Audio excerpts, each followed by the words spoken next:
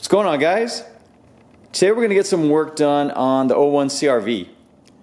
Been meaning to revitalize and rebuild the suspension, but I've never taken the time to do so. We're going to start that today. For many of you that have watched this channel before, you may find a lot of this is repetitive to the Civics and Integras I've worked on in the past doing the same kind of job, but we're going to run through it regardless for any of the CRV guys that are only into CRVs. Maybe this can give you a pointer, help you out along the way, and get your front suspension rebuilt. What we're going to use is a variety of urethane components now. We've got Prothane everything for the front. We got the compensator arms. This is the lower control arm. This is the shock mount bushing. Probably won't use these for the struts slash shocks themselves because I have a quick struts in there that had new rubbers. I doubt I'm going to get to that just because it's a pain in the butt to remove that top hat on a compressed spring and put it back on. I had initially bought the upper control arm. They came in this little set of Prothane ones. But I don't think they're going to fit. I have this aftermarket set of arms. This is now made by Max Speedy Rods. They make it for the 9701 CRV. We're going to throw these on instead. Looking at this, the diameter doesn't look like this could be a replacement for this. It looks like it'll only work on the stock arm. I'll verify that once I have it off. So I think I'm just going to leave them alone for now. It's brand new rubber. Should be fine for hopefully a decent amount of time using that. So I'm going to leave that piece alone. Maybe just save this for a different car. Of course, we're going to change. I bought a brand new hub. It's way easier just putting a new hub in there. Of course, the new wheel bearing and the lower ball joint. So all the pieces we're going to replace. So first off, I don't really need to explain, but get your car up, get your wheel off, and let's get to work on removing some of that suspension. When looking at my suspension, I have a lift spacer on here, which is pushing the arm down. It's putting a little bit of stress on the ABS line, but not enough to be of concern. We're just going to start taking everything apart. The first thing I'm going to do is disconnect the battery. We need to remove the battery and the filter box because on the sides of this shock tower you have two bolts which go into the chassis. Those are the two that go into the top here. So combination of 10mm bolts right here. You have, depending on your setup, I have still the OEM one, two 10mm nuts. You can remove that. Just disconnect your battery. You may have 10s, you may have 12s, you may have 13s on here, depending on the terminal that may have been replaced at one point. But once you get the battery out, you can access down here. You're going to see that nut, but I think we need to get the battery out and then remove the tray also because I still think that bolt head hits the tray. Let me get this removed and we'll take a look. Here's the head of that bolt I was mentioning. For the filter box, just remove these two bolts and then you can kind of pull it backwards. The front is like slid into here. It's not a bolt, but you just slide it back and then the box pops right out, pulls from the intake tube. And this bolt head, as I mentioned, it's right there. You can see it just in the light barely. It is being covered by the battery box, so you have a handful of 12s, two there, and I believe there's two down on this deep side. Sorry, it's a little dark, but you'll see them once you get in there. I also found it easier to get to those two bolts underneath the fuse box by removing the two 10s that were right here and one on the firewall, and that gives you a little bit more access to those two that were down there. You can see now I had already removed them and pulled the tray out. And now we have full access to that bolt. When working underneath, I don't really have any particular order. We just need to get the knuckle removed first. That makes it a lot easier. So get off your wheel spindle nut. This one is a 36mm nut. And then we're going to remove this ABS line. There's a couple 10mm to hold into place. You have one up here. Looks like there's one down here. Then you have the two on the sensor itself. Get all of those pulled off the knuckle. Next is get the caliper removed. So your brake line has 12mm bolt right here. There's two 10s which hold this bracket. You can remove either one. I think it might be a little easier for me to access the 10s and just leave this bolted on. And then let's get the caliper removed. You have two 17mm bolts, one here, one on the bottom. Get both those removed, and then let's hang the caliper out of the way, preferably with some sort of maybe an old hanger or some bungee cord. You don't want to put a lot of stress on this line, just help protect it.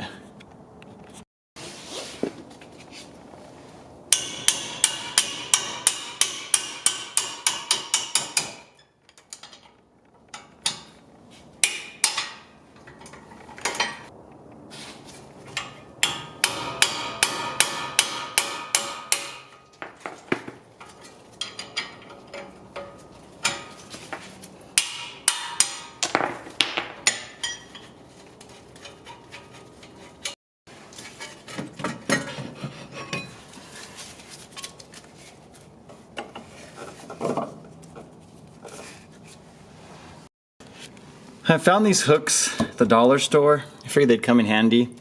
Now, it's a little bit of tension, but I don't think it's enough. It's not really pulling it that hard. Most of the weight is on this metal hook now.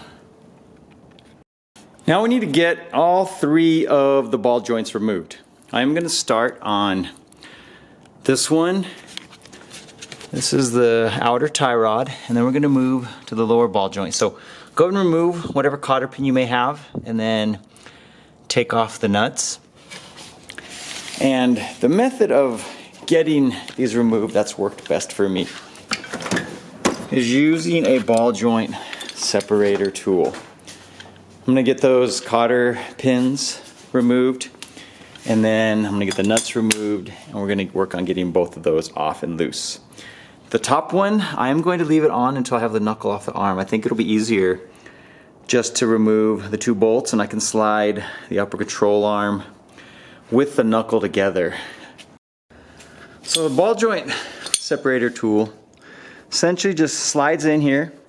If you have a bigger one, say the ball joint's bigger or the area where the knuckle meets is bigger, you can remove this pin and open it up more, but most of these Hondas, I think this one's perfectly fine. Spin this down.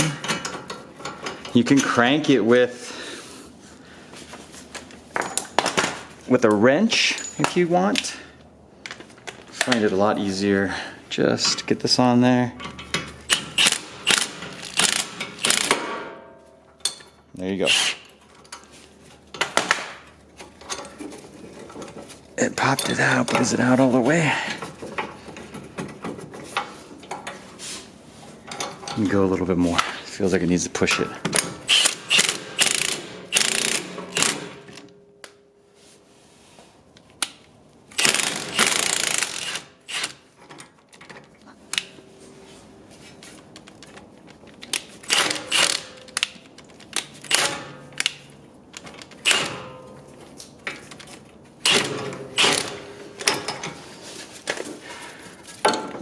I guess it's just probably wedged in there. There we go. Maybe just the corrosion and whatnot, just being old. I don't know if this is an original one. It probably is. Looks like it has the original Honda stamping on here. I'd like to change these. I'm not going to do it now because I have a whole new power steering rack that I just want to do all together, and I'll probably do that in a separate video. Right now I just want to work on the suspension. So do the same to the lower ball joint as well. Use your tool, pry it up, and then we don't want to pull this out all the way. Get it loose and let it just sit in there. That way it kind of holds it for you because this thing's heavy.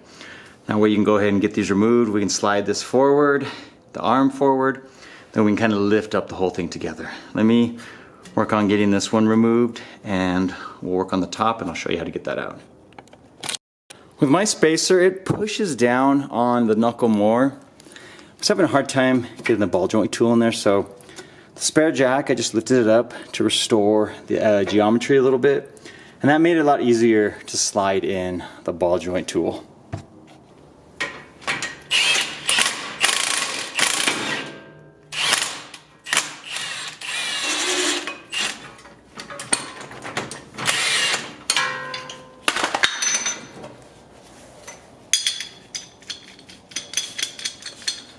Now this knuckle is free. What you can work on while we're here, is it on camera? Make sure the axle comes freely out, because these, like I live in the desert, so we don't have issues that a lot of you guys in northern states do, a lot of corrosion and stuff. Let's see if we can.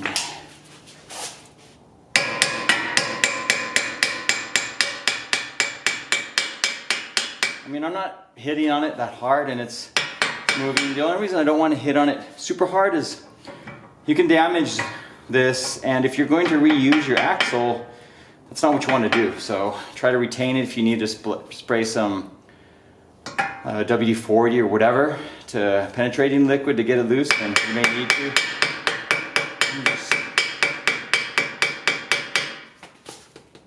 That way I can hopefully get this out.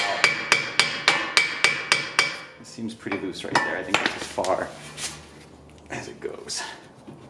Yeah. So make sure you can get that loose. So now go ahead and remove those two bolts on the top. Those are 14 millimeter. And then this arm will come forward at that point. And now this should come free. With more room for the axle. Let's see if we can wiggle that out.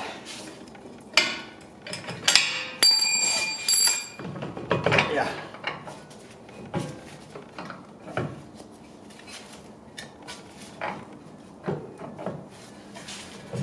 So that comes freely, but now you can lift on your knuckle.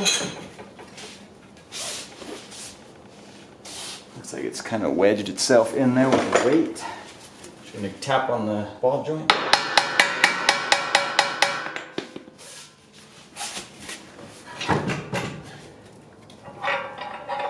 And out it comes. Now while you're here, you can get off your upper control arm. Just do the same with the cotter pin and the nut. Then you can use the tool. If you're replacing the ball joint, you could probably just get a hammer, smack it on this side, try to loosen it up. It'll just pop right out, especially since you're not retaining this ball joint here. It doesn't matter if you kind of mess the threads up, you're replacing them completely.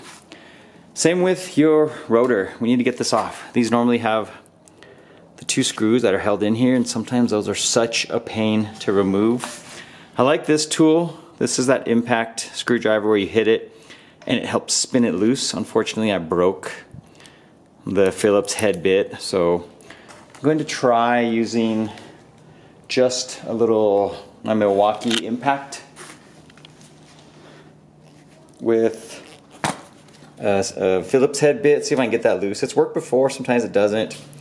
If it doesn't work, what I like to do is just get a drill bit and just drill this head down. You'll actually end up removing it and damaging it, where you'll be able to just slide the rotor right off. But if you're retaining yours, try not to damage them too much. I'm gonna keep mine. I was inspecting my pads. My pads have a ton of life, even the wear indicator that comes through is not even close, so I'm just gonna keep using them. There's no need to change them. Even the rotor feels pretty decent. So let's get the rotor removed and get your upper control arm removed.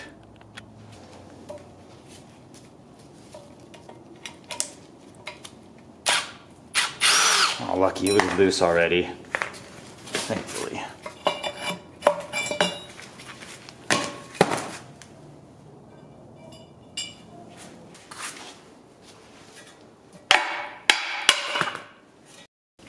And looking at the diameter, here you can see where those bushings will only work on the stock control arm. So I'm going to hang on to these. Can always press in a new bushing if I am unhappy with how these work out or longevity, but we're still going to give these a shot. But if you look at my old bushings, like, look at this one. I can almost spin the thing completely so it's no longer attached. And then this one as well. So these were long overdue. That should definitely help restore the ride quality a little bit with them being brand new on the uppers. For me, this has always been the most difficult part, is knocking out the old hub. They make these specialized tools now which grab on to it and they're pried up against the knuckle itself. I've never owned one. I guess I don't change enough hubs to do it, so what I've become accustomed to, I used to use little 2x4s, but now it's a little easier. I have the edges of my press. I cut my press a long time ago to be able to feed in my Tundra axle shafts and I was fixing them, so this works pretty great. Let me get it set up. What I'm going to do is hammer at the hub. We're trying to just slide the hub out because then after that we can get the bearing removed.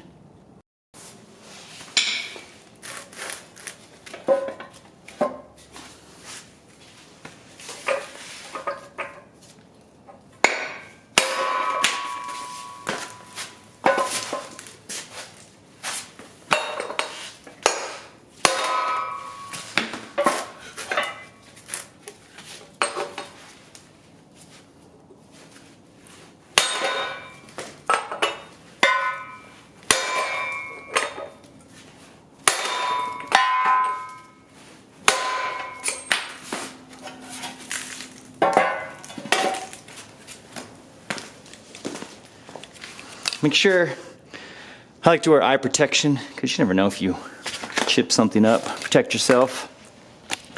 But see how relatively easy that was? You can use some 2x4. I used to do that in the past, but it would chip those up. And if you look, I put a couple little scuffs there, but I don't think it's a big deal. This is just a dust cover. It's not going to be visible when the rotor's back on.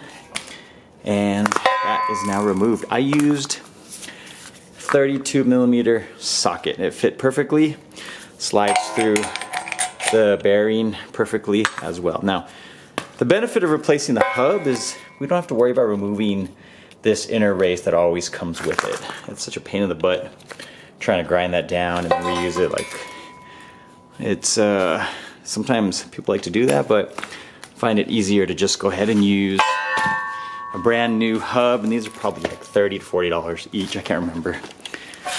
Okay, so we're here. Let's remove the bearing now. So get out the snap ring. You're gonna need some snap ring pliers, pull this up and get that pulled out, and then I'll show you how to remove the bearing.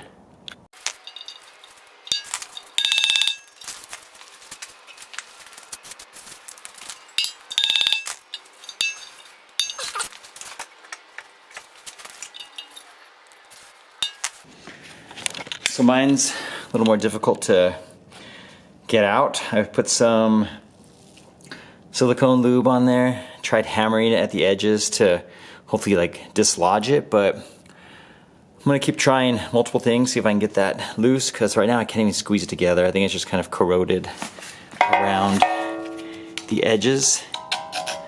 If I need to, I'll bust out a torch and introduce some heat. That always tends to break things apart. So if I'm having these issues and I don't even live in the areas where it is a lot more rust and corrosion, you may have a little bit harder time than myself, but we're gonna work at it. I'll let you know what helps get it loose.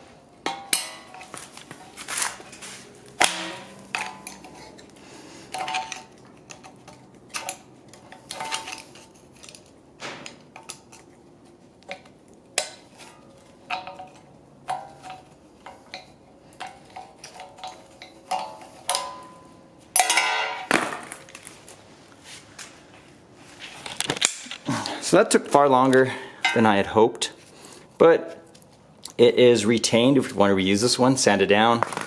It looks like, you can see in here, let me see if I can get to focus. See all the corrosion that built up in there? So I think the lubricant plus the heat plus just banging on it kind of finally loosened it up, and it was much easier to squeeze together once I finally had it loosened from the hub. Now we move on to the bearing. That you could essentially remove it the same way I did the hub.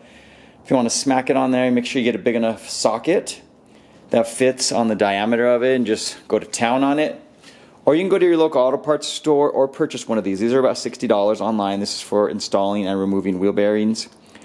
But you can rent it from an auto parts store. AutoZone has them, I think, for about $60 as well. You pay them when you pick it up, and then when you return it, you get your full refund. So you can use it as long as you may need. I would suggest doing that. It's a little easier, I think, installing and removing the bearings with this. Because if you, granted you can remove it with the hammer, you cannot install it with the hammer. So you'll need either a press to install it, or I think the tool makes it far easier to install and remove bearings. This tool is really easy to use. Basically you have the cupped area. It's going to go on the front, it's going to pull the bearing into there. You need to find one that fits here well, enough to slide in. This is perfect. That actually is like the perfect size for that. Put your washer here. I'm going to pull that guy through. We get that right there. What I like to do is eliminate. Should be good. I think the length of it will pull through. Let's go like this.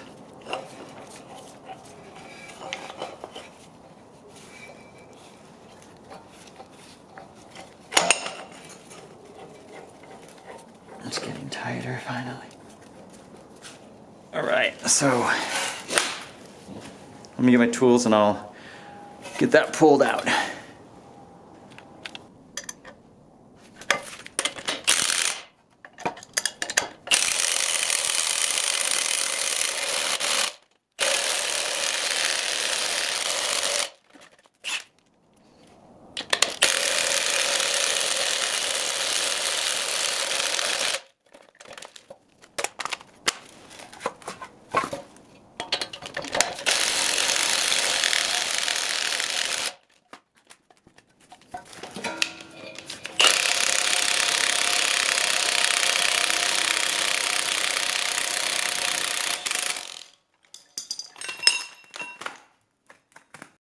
The ball joint doesn't look like it has a C-clip on this one, so it looks like it's just a press fit. Let's see if I can just smack it out.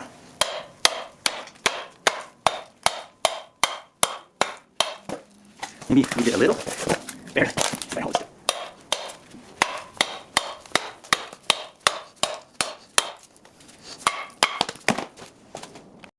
The new ball joint has this little ring here, so this one is going to have a C-clip. They came included with one. What I will do, I always, if the boot is sticking up over this little lip, and you can see it is, I'm going to remove that ring, and then we're going to remove the boot for now. Otherwise, when you press it in, it may rip the boot, and that's one of the last things we want to do is damage the boot on this new component. So just kind of lifted it, pulled the boot off.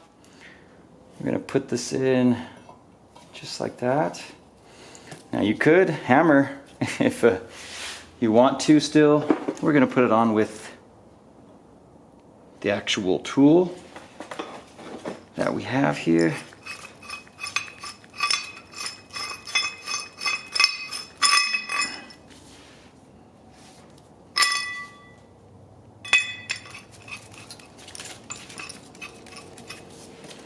So this is going to go just like this.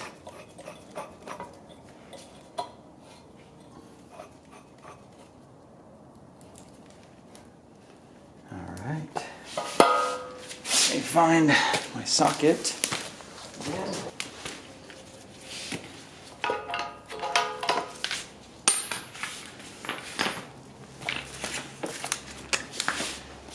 pull it into the knuckle.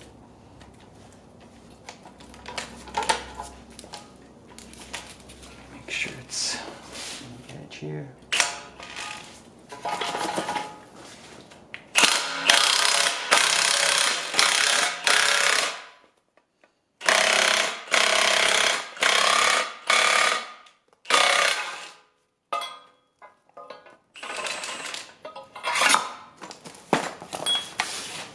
And that actually pulls it all the way down, and you can see the little area for the snap ring. So we'll go ahead and get that. It's easier to put that on now than it is sliding it over the boot. So go ahead and get the snap ring on, and then you can reattach your boot and the little ring that holds the boot in place.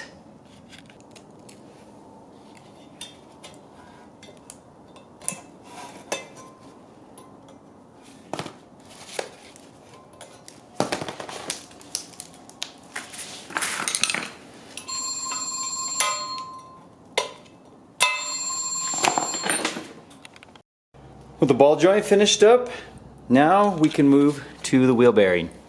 So it looks like it's metal on both sides of the inner race. This lettering was facing up, so I'm just going to put the lettering, not facing up, but it was facing in is what I meant to say, I'm sorry. Facing in towards the inside of the hub. I'm just going to install it that way. Let me get this set up, and I'll show you how to get the bearing pushed back in.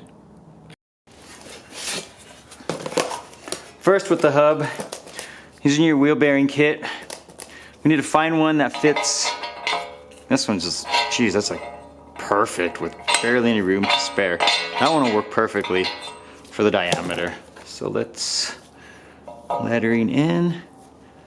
This one's gonna go right here. We need the threaded stock. And let's work on the reverse side. Now we need to get one, maybe a little larger. That's perfectly fine. What I like to do is remove some of the extra room. It makes it a lot easier when you're getting everything else. When you're getting it pushed back in, because then you don't run out of threaded stock there. Let's get the washer and the nut. And now, can we still see this pretty well? Let's get this started. I always try to make sure it's like, it feels pretty straight right there. And then tighten this up by hand as close as you can get it. Make it nice and snug. That looks straight.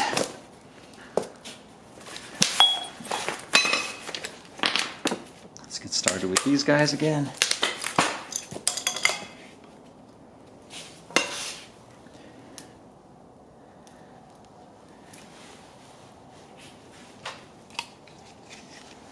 Let's give it a roll.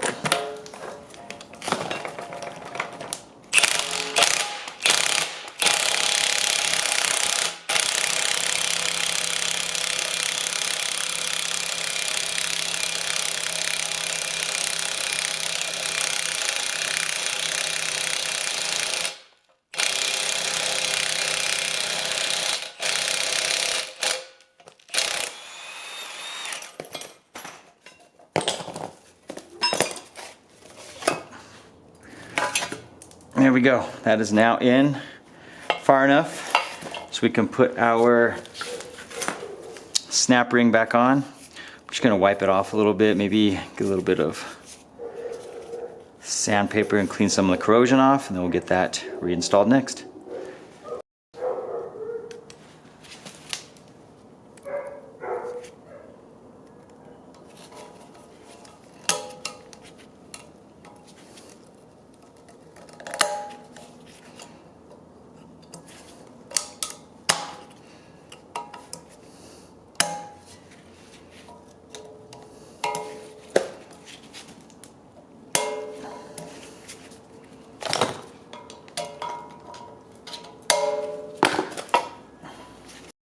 Now we need to get the new hub pressed in. We're going to use the same method as pressing in the bearing itself. Let me get the tool set up and we'll get that one pulled in. Now, one major thing you need to keep in mind, find a piece that's small enough to fit inside here. I think it was this one. You want this, you don't want it sitting on the lip of the hub. You want it sitting on the edge of the bearing race itself. If you incorrectly do this and you put it here, when it pulls this through, it's going to press out this race on your bearing and essentially ruin it. So this needs to be smaller in diameter there, because when we pull it through, it's going to pull up against the bearing and slide all the way in until it bottoms out there. Okay, with that set up, let's get this one pressed in.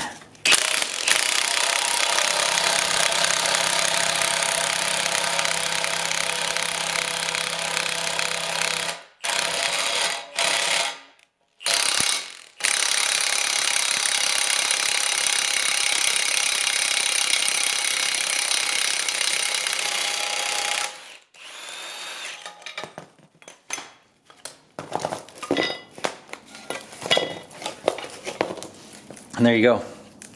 It's pressed in right to the base of the hub where it needs to be. I'm sorry, the base of the bearing. And we're set to go. With the knuckle finish, we're going to move on to getting the lower control arm off. So first off, you can remove the fork. You have a 17mm bolt and nut. It may be one way or the other. The back side of the fork, you have a 14mm bolt. Get that one removed and then we can drop this down. Mine looks like the fork may have stripped at some point, so it looks like there's a nut here. Just take a look at yours. Generally there should only be a bolt. Mine looks like it has a nut. We'll get that removed. Now I'm going to try to get the sway bar end link removed. These have a hex head in there which you can fit. You can try to use this socket. This is a 5mm that holds the end link in place, and then you could use a wrench to try to break it loose. However you do so, let's just try to get that one removed.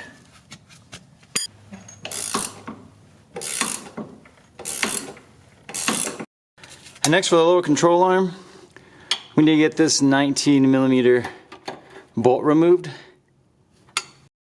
And then at the rear of the compliance arm, 1, 2, 3. We have 3 more 19mm that hold the compliance arm bushing here, which is attached to the control arm.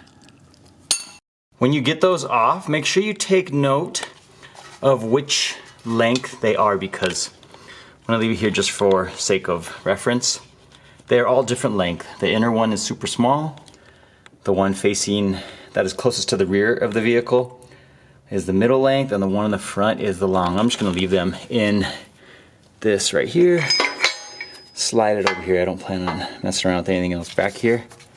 That way I know exactly where they go, then I can always look at the video if I need reference. Now we need to get the sway bar dropped, because you could actually remove this bushing here. I'm just going to remove it outside the vehicle, but I'm changing these bushings anyway. So depending on what you're doing, if you want to just remove the 19mm nut back here and slide the bushing off, you can. But I'm changing mine, and then we're also upgrading these bushings to urethane. So it's just 2 bolts right here that are, these are 14, I'm sorry, these are actually 12mm bolts. Get that off so we can drop the sway bar and pull the whole control arm out. I believe that's enough room now. Yeah, there we go. Just want to get this guy pulled out. Getting the bushings out of the control arm is always the hardest part. I'm using a combination of, this is some cylinder from my wheel bearing kit. See if it holds the control arm in place, while I use a 28mm socket for, this is the shock bushing. Let's see if we can get that pushed out and down. I'm going to line it up again. Looks like the 28's fine. It's obviously catching the edge of the cylinder surrounding the bushing, but it seems to be okay on width. May have just gotten angled a little bit. We're going to keep trying to press the rest of it out.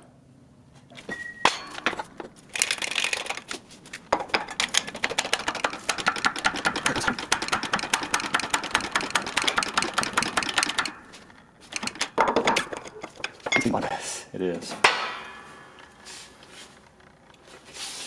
I swear we're right there. Ran out of room.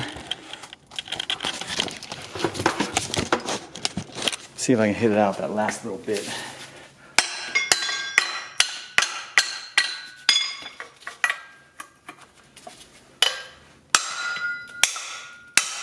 There it goes. It's relatively long.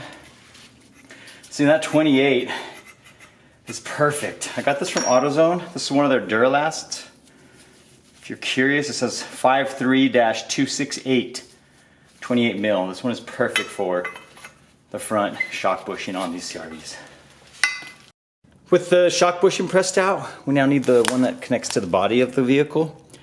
This one is a little difficult to use on a press because the metal sleeve that goes in, it comes around and it has a lip that hangs off. We can't even put anything on here to push the bushing out. So what I like to do, I'm gonna take a drill. I'm gonna see if I can get that inner sleeve removed. And what I mean by that is we're gonna punch a bunch of holes.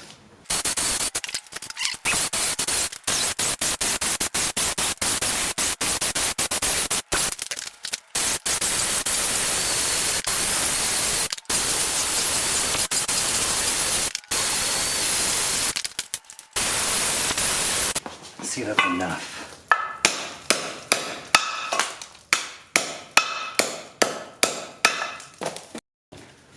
All right, after doing a little bit more, there we go.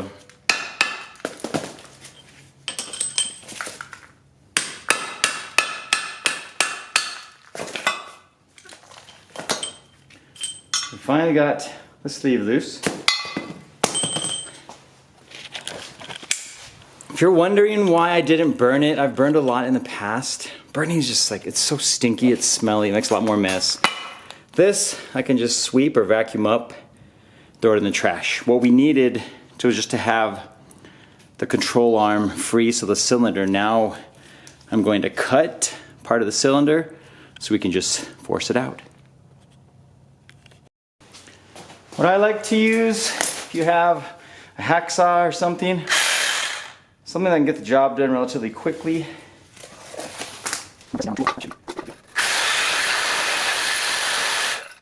So I think, maybe I have enough. Well, we're gonna try, I'm gonna get one of these edges loose now. Oh yeah, easy.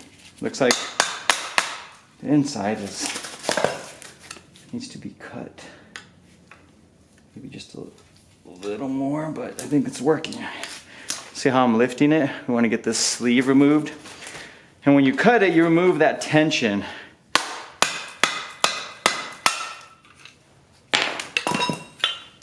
Just like that. We didn't even go all the way through to this side, but once we had that removed, it comes out. You can see, God, I just barely scarred it. It's not gonna matter. The new bushings slide into place. Even if you were replacing it with a similar style, once you get that pressed in, it's not going anywhere, but a lot easier to get that removed. Now, you know, considering the front ones, it could be kind of scary pressing them out. I may just do the same because with my hacksaw and the little screwdriver that I was using, I made it actually pretty easy. It just took me a moment to get it pressed out, but it was pretty easy to get those out. So either of those methods work. Hopefully that helps you out. Now this one is easy. This one we just gotta unbolt it. We wanna look at the position that it's in already. Let me grab the other one. So when you're installing it, I guess I'm just gonna put this flat side down with the control arm. So just put it in the same orientation that this one comes, that this one comes off of there. So this one looks like a 19 mil. Let's get that removed and I'll throw it on real quick. Let's put my fork here.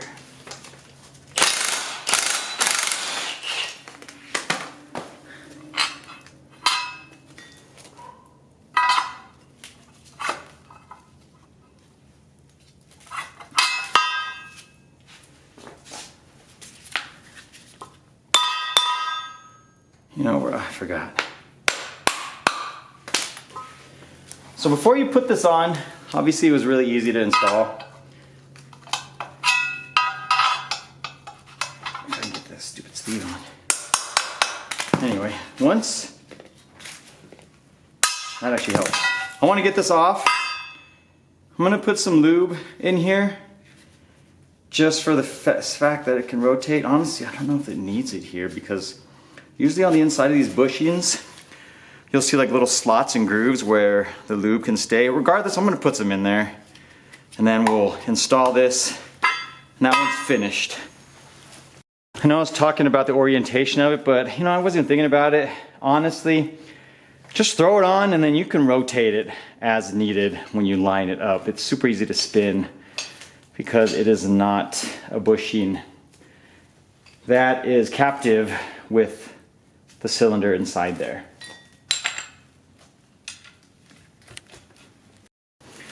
Now putting the bushings in, this one is the shock, this one is the rear.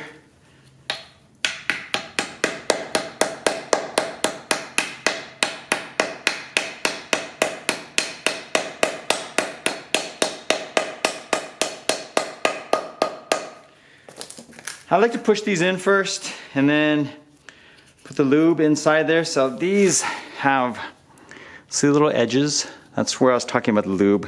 Goes inside there and it kind of spins. Bushing itself isn't going to spin in the lower control arm. So let's get these wrapped up. A little tight.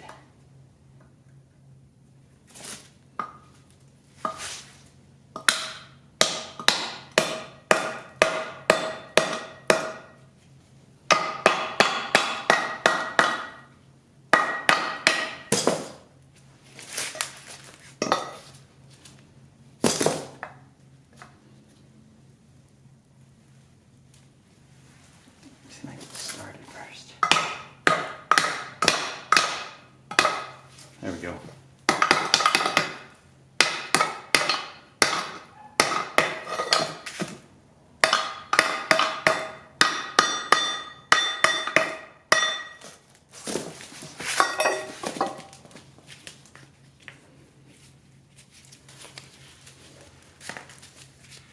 Oh, I can't get the sleeve out.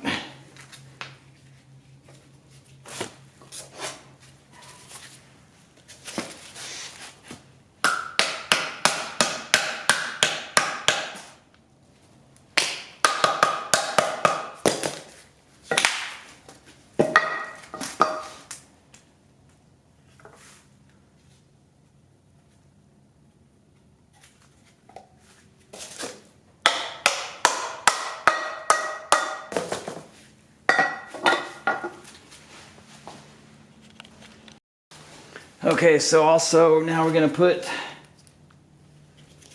that lube on both sides. Put a nice amount in there and then move it around with my hand, my finger.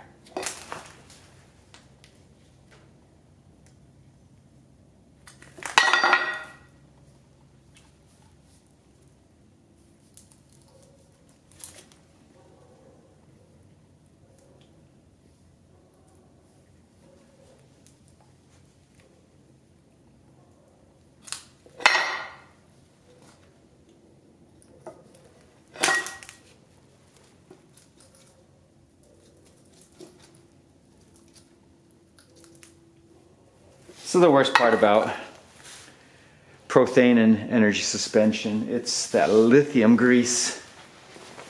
So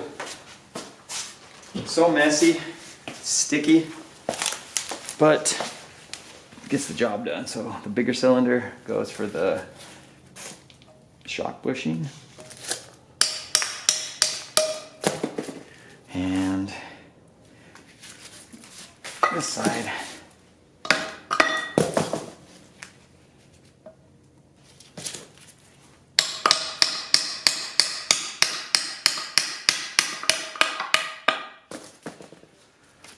Clean up your mess if you want to a little bit.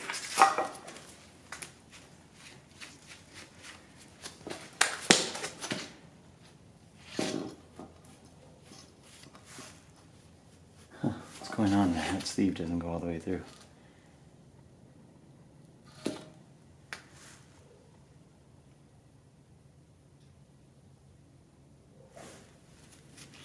We have to figure that out. That sleeve only goes partially of the way through. I need to take a look at that. Alright guys, so it was a mistake on my part. This bushing fits all of the regular 88 to 2000 Civic, the 90 to 01 Integras. It doesn't fit the 97 to 01 four-wheel drive CRV, or it doesn't fit the 99 2000 Civic Si. So they make a bushing for that one. You can tell this isn't long enough.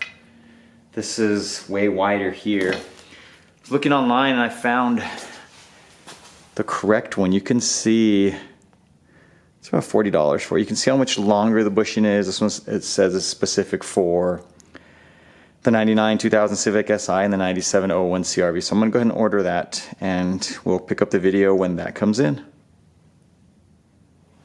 All right, so waiting about a week. Got the correct ones in. This is for EM1 or this particular model CRV. And let's check it out. You can already see how much longer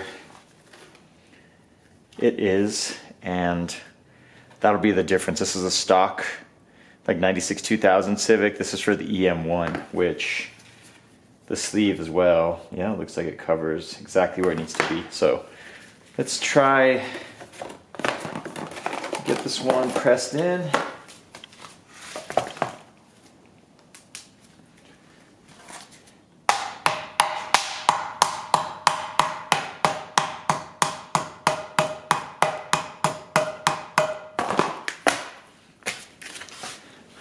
There you can see it does cover about halfway through.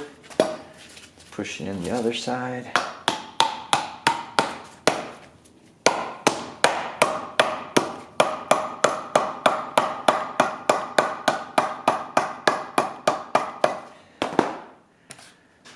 Yeah, you can see that it now fills essentially the entire area in between the LCA.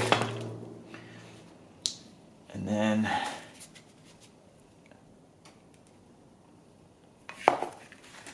apply all of the lithium grease.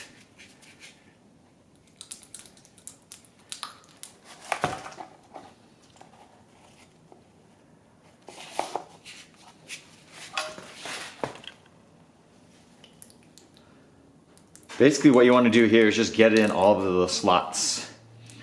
You'll see all the grooves inside the bushings. That way the sleeve has something to lubricate it and spin on as the suspension compresses.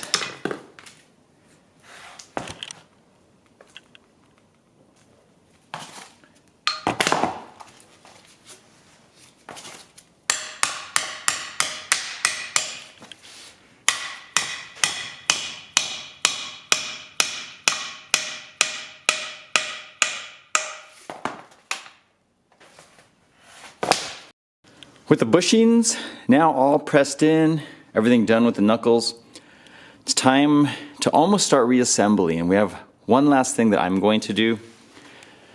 I picked up some new sway bar end links. These look like they're exactly like the OEM ones, where you can use a hex head socket or an Allen wrench, and then the nut. It should be easy to get removed now that everything's taken apart on the vehicle. I bought these off of eBay. These are sway bar bushings specifically for the CRV. Now getting off the end link will be easy. You can use your nut, and I'm going to use a hex head socket, and then with the sway bar bushing, go ahead and get that removed. The instructions on these say to cut it with a utility knife, similar to how it's cut here, but that way you can squeeze it back on. So another easy install on that. But I'm going to change these two items out, and then we'll start putting everything back together. So I got the sway bar end link removed, and I left it a little loose. I think it'll be a lot easier to tighten when everything is connected to each other. I went ahead and put the bushing on.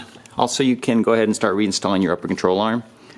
Get the bolts in there, but leave it loose. You want this to be able to move freely, because when it's finally set on the ground and it's at ride height, then you can tighten up those two bolts on top. We're gonna leave that till the very end. It's one of the last things we'll do.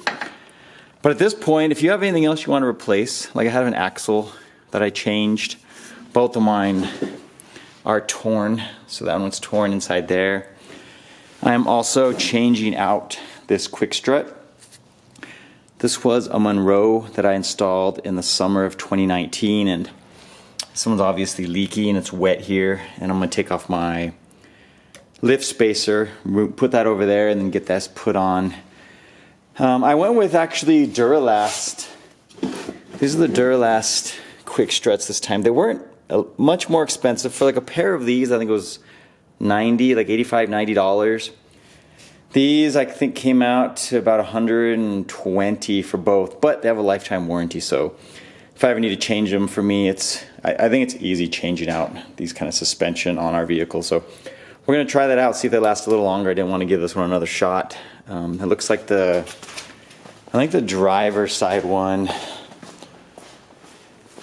is, I don't know, it kind of looks like it's a little wet, especially with how dirty this is, and kind of, I don't know, it might not be, it might just be really dirty, but it does look a little wet inside there. So we're gonna change them regardless. I don't know if they would last much longer, and I didn't put a ton of miles. I'd say no more than like 30,000 miles tops on those, so I want to try something completely different. But get all those parts installed, so you can start with, we're gonna start with the lower control arm first. Once the shock back in there, I think it's easier to put the lower control arm in. You get that rear one up against the chassis, and then that one there, and then once we get this on, we can start putting the knuckle in there, and then having the lower control arm help support it with the knuckle. The only hard thing with Urethane and energy suspension bushings is sometimes, like, they're big. They don't fit right back in there. All right, so I was having a lot of trouble. I busted out my grinder. I pulled the bushing down a little bit to match the height of the sleeve, because the sleeve is essentially what is going to pull it into place. There's still, here on this side, you can still see there's extra. I wanted to see if I could get it in. Let's try this now. I just finished wiping it off, and I was having such a hard time getting that put in. I think this will make it a little bit easier. I even looked on their website, and a review had said someone was having trouble getting it in, and like it's such a tight fit that maybe it's from subframe to subframe, it could be different on the car. So let's see if this helps. Oh, much easier. Okay, cool. But it's still feels tight, but not the way it was. Let's see if I can get the bolt started.